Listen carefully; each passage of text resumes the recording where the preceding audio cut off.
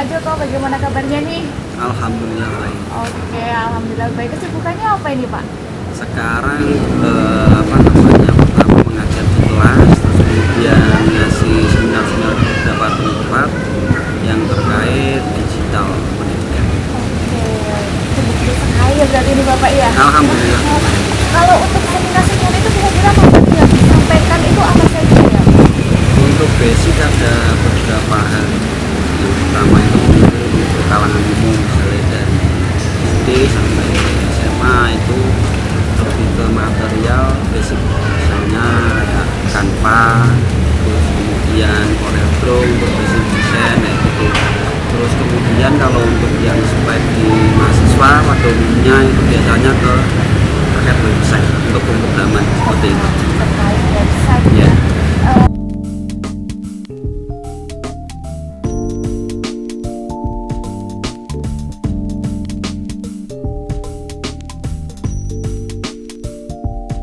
Kira-kira untuk mengikuti seminar itu banyak yang tertarik gitu atau hanya track-track aja gitu kalau misalkan ada penawaran dari Bapak seperti itu? Ya, karena ini event-event yang biasa saya laksanakan terkait sama organisasi di organisasi kalangan mahasiswa itu kan lebihnya luas ya.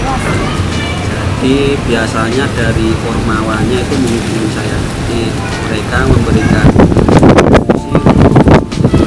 diminta saya untuk mengisi. Jadi biasanya dari ketua organisasi itu biasanya tak tanya untuk nanti mau diisi apa, misalnya tentang basic website dasar WordPress misalnya. Nah nanti tetap saya schedulekan, mintanya itu untuk simulasinya berapa jam untuk memaksimalkan, biasanya tetap face-to-face sama panitianya. Berarti itu sudah ada organisasinya Ya, tersendiri ya untuk mengikuti program-program dari Bapak itu. Iya, betul. Kalau ini ya kedepannya itu lebih banyak di atau lebih banyak di kalangan yang pelajar atau yang guru pendidik seperti itu. Kalau untuk saat ini kalau mahasiswa itu event ya, maksudnya kalau misalnya ya pas semesteran atau mungkin lagi dominan mau skripsi itu kan dia biasanya mau presentasi di depan dosen penguji, itu kan butuh untuk pemikirannya biar lebih oke lagi gitu. Ya, ke pendidikan saat Pendukungnya. yeah. Kalau untuk guru nih biasanya materi yang digunakan itu mereka lebih banyak ke kayak Canva, aplikasi seperti itu atau ke websitenya? Nah, ini kalau guru ini itu sebenarnya kalau guru itu. Iya, websitenya gimana Bapak? Kalau yang paling bawah guru yang saya temui itu kan karena di pinggiran kota ya. Kalau guru sekolah dasar itu kan yang masih SMA itu masih ada. Iya. Jadi secara pendidikan itu memang masih nol dalam katakan memang karena basicnya jarang memegang laptop atau komputer, itu ya agak susah. Jadi digitalisasinya masih berkurang. Ya, jadi digital yang saya masuk pertama tentu harus mengenal kayak Microsoft Word, PowerPoint, Excel. Nah, jadi itu mengetik sesuatu di komputer itu kan sudah masuk digital. Nah, nanti ketika itu sudah dia mulai lincah, nanti bisa masuk ke program Canva.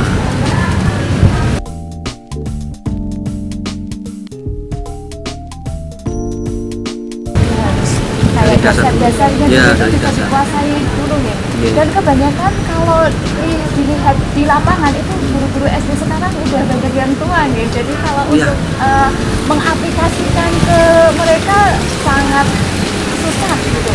Ada nggak cerita kendala-kendalanya apa gitu? Ya, banyak banget. Jadi gini, kalau untuk guru yang sudah lansia gitu ya. Jadi yang pertama yang saya distorsikan adalah dia kan pasti punya sosok anak.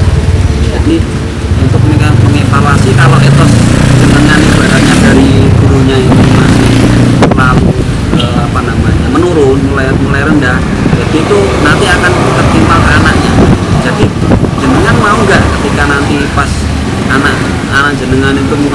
sesuatu dan menanyakan ke jenengan dan jenengan nggak tahu, itu rasanya kan akan beda, apalagi posisi jenengan sebagai guru. Nah, setelah lanjut itu baru tetap saya akan buatkan tutorial, jadi tutorial langkah-langkah biar setiap kali setelah saya kasih seminar dia di rumah tetap buka, saya kasih tugas. Nah itu paling enggak 5 atau 6 kali pertemuan dia sudah mulai lumayan bisa.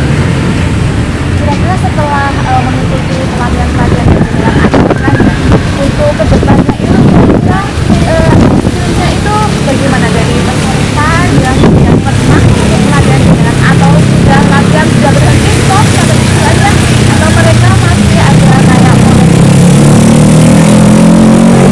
Ya, oke. Kalau untuk di bagian pendidik guru, umumnya guru itu dia sekarang kan karena medianya lebih ke digital, bagi guru-guru yang khususnya pendamping itu udah mulai dia mengerjakan. Jadi porsi guru utama dan pendamping itu udah mulai setengah-setengah lah untuk mengerjakan porsi modul ajar yang digital.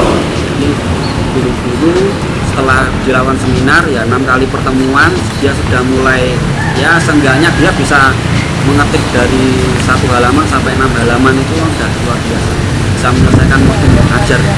Ya, bisa menyelesaikan satu modul ajar apalagi satu semester Ya. cepat sekali. Jadi setelah mengikuti pelatihan dengan Bapak Din, itu nanti kedepannya sudah dibimbing. Nah, sekarang masalahnya itu di dunia pendidikan itu sekarang banyak itu SD yang kekurangan murid. Otomatis SD yang kekurangan murid itu kan berpengaruh dengan dana operasional. Nah, sedangkan kita kan kalau membuat modul aja kita masih harus menggunakan laptop dan sebagainya, mungkin ada koneksi internet juga yang tidak sedikit. Nah, kira-kira ada cara nggak buat itu bisa membantu saja tapi tetap juga bisa mengakses digital. Yes. Ini pertanyaan yang sulit sebenarnya. karena terkait bantuan itu operasional itu memang ya sebenarnya apa ya, secara realita memang pertama gaji guru itu menurut saya sampai sekarang belum memenuhi. Itu yang pertama yang saya akan kasih motivasi, yaitu yang pertama adalah kepada pribadi gurunya sendiri. Pertama adalah semua usaha itu. Yang kedua adalah metode dalam mengajar. Jadi sebisa mungkin antara teori dan evaluasi di lapangan itu bisa connect. Kan kadang teori dan ketika dievaluasikan ke murid itu nimpalnya itu sangat susah gitu. Jadi si murid tidak langsung bisa menyesuaikan sama yang diajarkan guru. Murid udah bosen itu. Nah, praktis pertama itu. Terus kemudian kalau untuk masalah bantuan operasional tadi, mungkin saya bisa kasih bimbingan adalah kan sekarang itu di sekolah-sekolah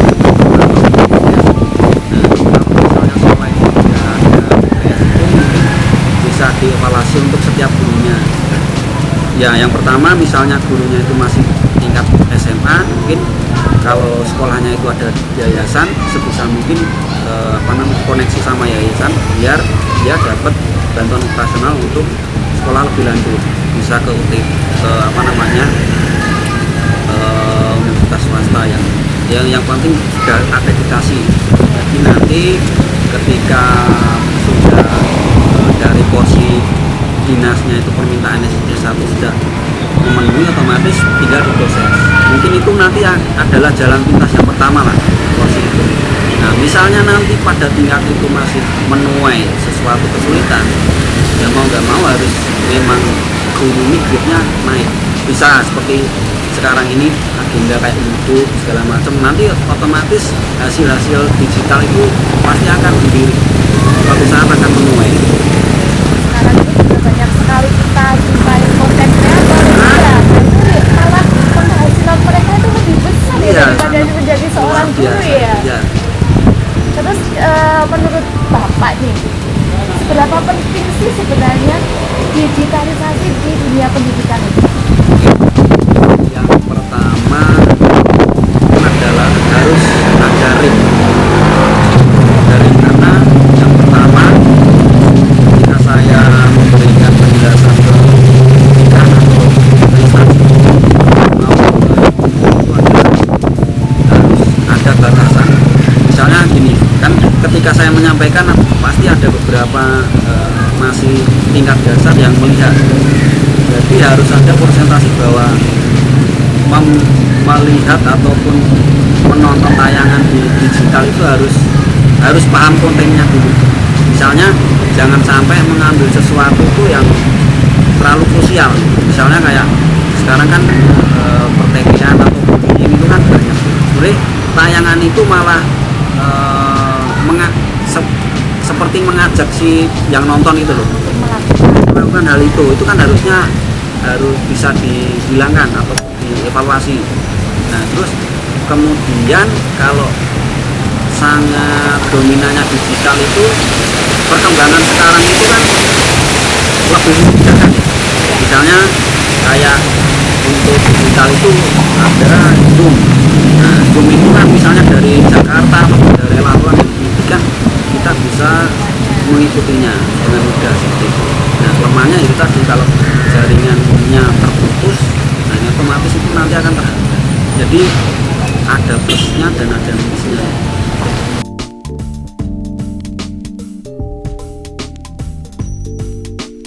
Digitalisasi nih di dunia pendidikan itu sangat berperan penting tidak? Ya setidaknya dia mempunyai pengaruh, walaupun tidak 100% tapi ada lah, dampak positifnya sangat ada. Ada ya, apalagi kalau sekarang ini sedikit-sedikit kita harus presensi pakai digital. Yes. Terus kita mau mengunggah suatu berkas itu juga menggunakan digital. Makanya sekarang. Iya. Nah itu kan sekarang ini banyak ya platform digital itu. Kira-kira itu ada juga desain untuk membuat desain, itu ada Canva, terus ada Photoshop, ada Corel. Itu kira-kira yang cocok nih untuk bapak ibu guru kira-kira apa Oke, yang pertama sebelum ke arah desain, mungkin yang pertama akan saya kasih contoh itu pakai PowerPoint.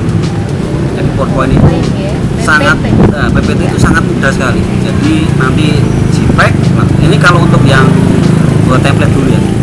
Nah setelah itu kira-kira dia sudah paham untuk pakem, ukuran segala macam, nanti bisa langsung ke Canva. Ya, Canva itu kan banyak pilihan untuk template segala macam dengan ukuran kualitasnya juga. Bisa untuk rasio atau segala macam. Jadi nanti tinggal dia harus mempunyai akun dulu. Jadi kalau guru pakai Belajar ID itu dia sangat memiliki banyak pilihan untuk template, dan kalau umum itu bisa sangat beda. Jadi nanti ketika membuat email kan harus ada persetujuan dari dinas. Nah ketika dia sudah memiliki email dari Belajar ID itu sangat banyak pilihan untuk template-nya, tinggal nanti desain sesuai keinginan. Kayak itu ya, kalau sudah ada ini akun Belajar ID, itu otomatis sudah masuk Canva Pro atau gimana? Kok banyak sekali template yang bisa diubah? Ya, kalau sebenarnya belum masuk ke Canva Pro sih, karena Canva Pro itu memang membutuhkan untuk pembayaran, walaupun pembayaran itu memang dia masih dikasih jangka kurang lebih 2 minggu atau 1 minggu ya, jadi masih ada percobaan. Cuma kalau Belajar ID itu selama saya gunakan itu memang hampir setengahnya dari umum ya, maksudnya misalnya ada 100 pilihan template nih. Nah, Belajar ID itu bisa 80 template. Nah, sedangkan yang umum itu mungkin hanya 34 template. Nah, jadi yang paling mudah itu untuk pendidik itu yang guru nih. iya. Jadi selain memang aplikasi Canva itu berarti sangat familiar sekali ya. Sangat familiar. Untuk konten-konten suatu produk itu, suatu promosi itu juga pakai Canva. Pakai Canva. Ya. Kalau Canva itu apa ada kekurangannya, Pak? Kekurangan Canva itu mungkin satu sih. bagi mereka yang mungkin HP-nya belum 4G. Terus bagi mereka yang tidak punya laptop itu, maksudnya gini, kalau Canva itu yang paling saya suka itu karena dia tidak perlu download aplikasi, jadi tinggal klik Google Canva, nah itu dia masuk pakai email sudah bisa dinikmati. Apalagi kalau yang saya lihat Canva itu bisa nge-save desain kita nih. Yes, betul. Secara Tanpa otomatis. save. Iya. Ya. Jadi lebih mempermudahkan Ya, kita juga betul. ya. Kalau Betul, misalkan betul. nanti kita di dunia pendidikan, untuk pembelajarannya juga lebih enak sih Ya. ya sebenarnya. Sangat-sangat. Nah, masalahnya nih kalau banyak sekolah yang kayak gini kan dengan jumlah muridnya yang sedikit. Nah, itu kan otomatis dana operasional juga sedikit ya, tergantung dengan jumlah muridnya. Padahal untuk mengoperasikan digital itu paling tidak harus ada laptop. Kalau HP juga speknya harus memadai. Nah, itu kira-kira untuk ke arah sana guru-gurunya itu tidak mempunyai misalkan laptop. Nah, itu terus gimana gitu kalau mau merambah ke arah digital? Oke. Ini sama halnya ya ketika saya memberikan penyuluhan yang pertama ya, karena saya memberikan basic pelatihan itu nggak cuma sekolah yang ibaratnya dia sudah lengkap untuk peralatan digital. Jadi yang pertama saya lakukan adalah tingkat dasar. Kadang saya memberikan sesuatu itu tanpa harus diselesaikan di proyektor. Yang pertama adalah bisa pakai kertas dulu. Sama saya tuh sebenarnya melihat konsep ini di Papua sih. Ya, jadi pernah ke Papua juga. walaupun cuma dari konten kreator Iya, ya, tapi itu memberikan ibaratnya motivasi bagi saya juga. Jadi seorang motivator, jadi dia juga butuh motivator juga untuk melihat. Jadi konsepnya adalah yang penting pertama adalah pengenalan, dia bisa mengenal basic-basic dulu gitu. Jadi terus kemudian yang kedua paling limit itu dia punya handphone yang sudah koneksi, karena Canva ini sangat ringan. Jadi hampir semua HP yang sudah 4G bisa internet sudah pasti otomatis dia bisa menggunakan Canva. Itu sih yang pertama.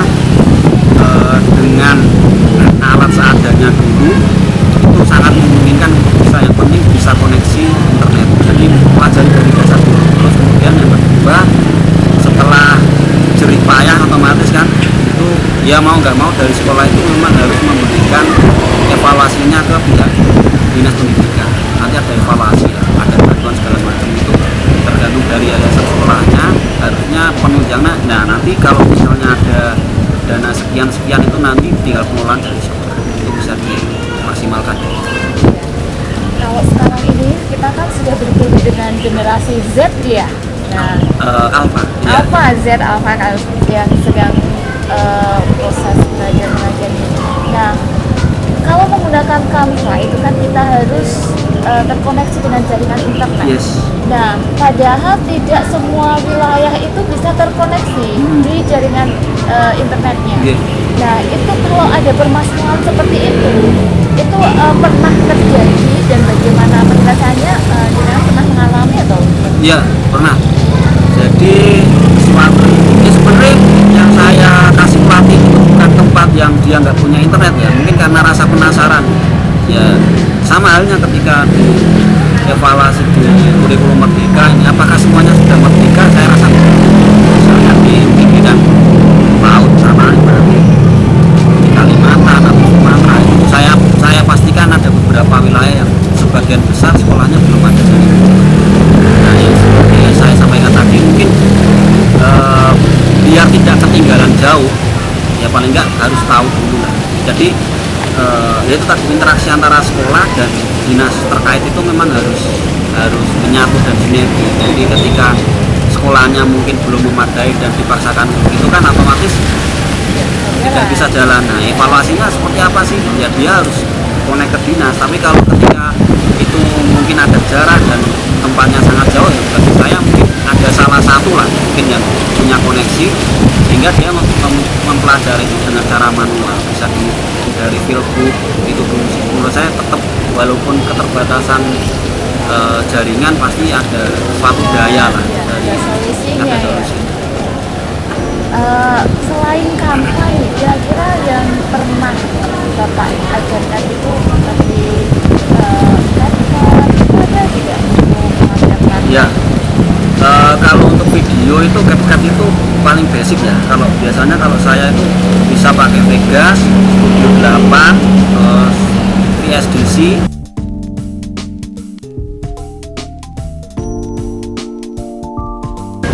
Tapi mayoritas sekarang yaitu kembali lagi ya, kalau untuk yang sebenarnya Canva itu bisa motong banyak video sih, tapi durasinya adalah 4 second, tapi masih bisa dipecah-pecah. Jadi kalau saya memberikan penyuluhan untuk digital seorang kreator, lebih bagusnya adalah lebih banyak yang alami, jadi tidak terlalu banyak untuk di-sketch untuk desainnya. Jadi misalnya ngambil sesuatu video tayangan di sepak bola misalnya, kan ada tuh yang kreator itu dibuat wah banyak, malah itu kesannya itu videonya nggak dapet, malah mungkin asal comot atau segala macam. Tapi kalau mungkin durasinya untuk desainnya cuma di awal buka sama postingan, nah itu pakai Canva pun masih bisa.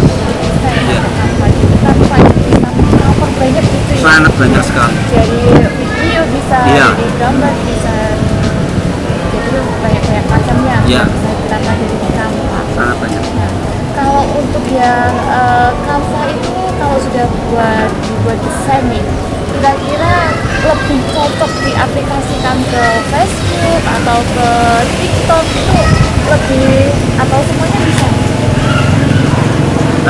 Karena dipilih yang semuanya bisa sih, Semua bisa, semuanya ya? bisa. Bahkan draft pun bisa langsung nge-make. Cuma kalau Canva ya, soalnya Canva ini ada kelemahan sih. Tadi ada yang kurang saya jelasin.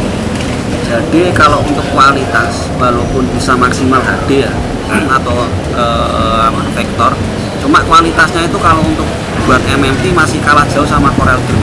Karena Corel Draw itu memang sebenarnya sangat detail sekali. Cuma kalau Canva itu di sepersekian pikselnya pasti akan pecah pasti. Nah, jadi Canva itu mungkin di zona basic ya. Jadi ketika orang yang nggak perlu ribet detail banget itu masih bisa. Cuma kalau yang dia sangat basic detail pasti akan tahu tuh kelemahan dari Canva. Nah, jadi Canva itu menurut saya yang paling sangat experience bagus itu di ebook ya. Karena hampir semua itu sangat susah ketika membuat ebook. Bisa langsung buka dan tampilannya itu memang benar-benar buku ya di Canva itu sangat